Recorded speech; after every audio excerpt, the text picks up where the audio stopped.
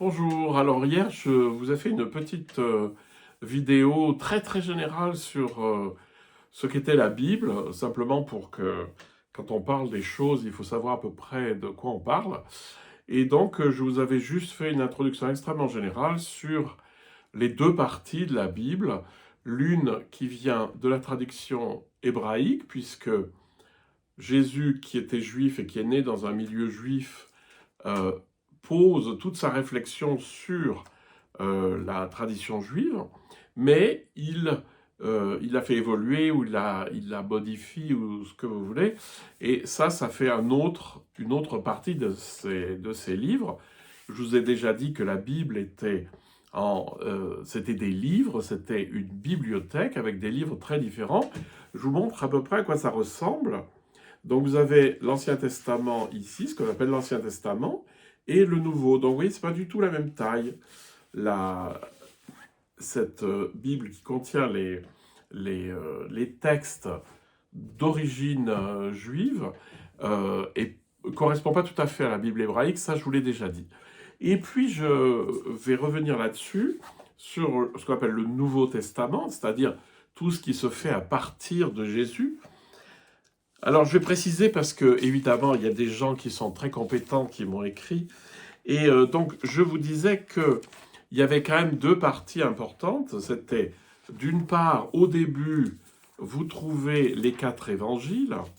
Donc, c'est des récits de la vie de Jésus. Alors, c'est des récits, voilà, donc ça fait à peu près ça. Voilà.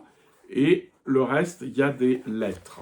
Et des lettres, c'est des lettres de Paul, des lettres de Jean, des lettres de Jacques, etc. Il y a des lettres de différentes personnes qui sont venues après. Et il y a, je crois que c'est Michel qui a fait remarquer avec justesse qu'il y avait aussi un livre qu'on appelait Les Actes des Apôtres. Alors les Actes des Apôtres sont à relier aux évangiles pour plusieurs raisons. D'abord parce que l'auteur qui est Luc, enfin qu'on appelle Luc, mais on ne sait pas qui c'est. Hein. Cet auteur, c'est celui qui a écrit l'évangile de Luc, et il a écrit une deuxième partie à son livre, et ça se voit très bien, il y a une continuité entre l'évangile de Luc et les actes des apôtres, qui vont raconter un peu ce qui se passe au tout début de la communauté chrétienne, comment ça se passe tout de suite.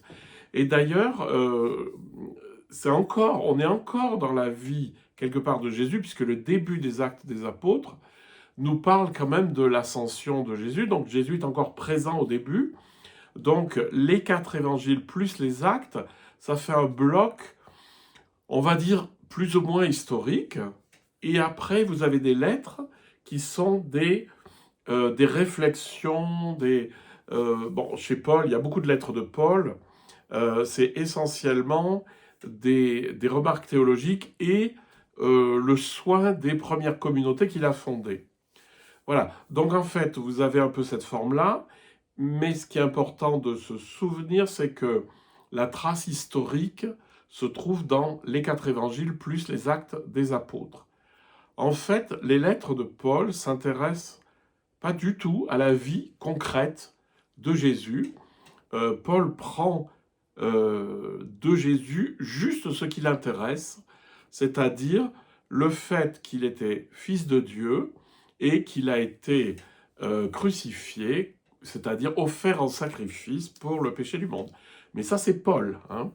Et donc, Paul s'appuie quasiment pas sur Jésus, mais plutôt sur une réflexion qu'il a faite.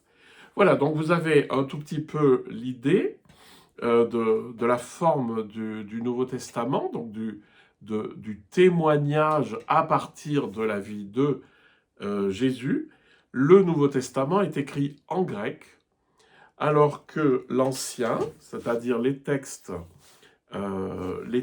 bibliques qui ont une origine juive, sont écrits la plupart du temps en hébreu. Il y a quelques textes qu'on a seulement en grec, mais après, je vous ai expliqué aussi que le canon des Écritures, c'est-à-dire la liste des livres qui rentrent dedans, et même à l'intérieur des livres, il y a des passages qui n'y rentrent pas ou qui y rentrent, c'est une liste qui a énormément varié, et que donc ça pose la question bon d'accord, on va se poser sur un corpus de livres, mais quelle est leur valeur intrinsèque? Et la valeur qui a été choisie, c'est finalement le critère d'inspiration. Est-ce que ces textes sont inspirés par Dieu ou est-ce que c'est juste des réflexions? La réflexion est allée très loin puisque au début du christianisme, par exemple, il y a eu énormément d'évangiles. Il y en a eu beaucoup, les évangiles de l'enfance, l'évangile de Thomas, que peut-être vous connaissez, et puis d'autres, hein. Et c'est pas parce que ils sont pas rentrés dans le processus canonique qu'ils n'ont pas de valeur, et souvent, ils sont très intéressants. Je pense par exemple à l'évangile de Thomas, qui est une grande... c'est vraiment une grande réflexion, vraiment d'ordre johannique, sur la vie du Christ et son message. Euh, et donc, là, ça pose la question, oui, mais pourquoi on en a choisi et pas d'autres? Bon, les textes un peu trop tardifs, c'est sûr qu'on ne les a pas fait rentrer parce qu'en fait, il y avait beaucoup d'inventions. Vous savez que quand le fondateur d'une religion meurt, après, on commence à fabriquer un récit qui peut être assez complexe et qui peut, par exemple, enfin, c'est pareil pour Jésus parce que c'est ce qui s'est passé, mais aussi pour Bouddha et pour d'autres fondateurs, c'est qu'en fait les récits commencent à déborder un petit peu la réalité. Donc ça pose plusieurs questions, mais ce qui est intéressant, c'est dans le corpus qu'on a actuellement, qui a servi de base à toute la réflexion spirituelle et théologique, on a quand même des textes qui sont fondamentaux et qui sont importants. Ça n'empêche pas d'aller lire un peu ailleurs des textes qui ont été écrits autour de cette thématique. Voilà, donc je voulais juste remettre un petit peu les pendules à l'heure. Il y a bien les actes des apôtres après les évangiles, et les actes des apôtres sont à coller aux évangiles puisque Luc les a écrits ensemble.